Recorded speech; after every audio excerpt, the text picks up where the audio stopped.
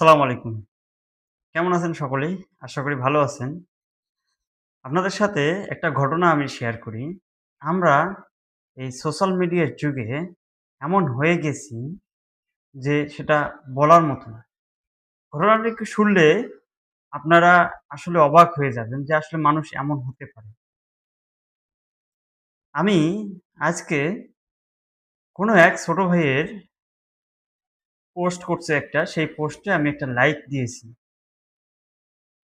সেই লাইক পাওয়ার পর সে ৫ মিনিট পর আমাকে ফোন দিছে। ফোন দিয়ে বলতেছে, "ভাই, আমি একটা পোস্ট করছিলাম, সেই পোস্টে আপনি লাইক দিছেন।" "হ্যাঁ ভাই, লাইক দিছিলাম। তো?" "তো ভাই, লাইকটা নিয়ে উঠায় নিয়ে আপনি অন্য কিছু একটা শেয়ার দেন।"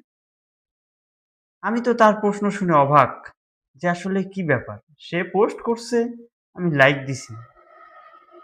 সেটা উঠায় নিয়ে অন্য কিছু দিতে বলতেছে। অর্থাৎ লাভ বা আরো যে ফাংশন গুলা আছে আরকি। আমি জিজ্ঞেস করলাম, "কেন ভাই?" কয়, "আমার পোস্টটাতে সব লাইক পড়ে নাই, সব অন্য কিছু পড়ছে। আপনিই একমাত্র একটা লাইক দিছেন। এই হচ্ছে অবস্থা। আপনি পোস্ট করছেন, আমি লাইক দেই, শেয়ার দেই, কমেন্ট করি কিংবা কেয়ার করি। যাই দেই, দিব তো নাকি?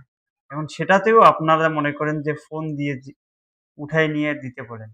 কি অবস্থা সোশ্যাল মিডিয়া। যাই হোক, আল্লাহ সবাইকে বোঝার তৌফিক দান করুক।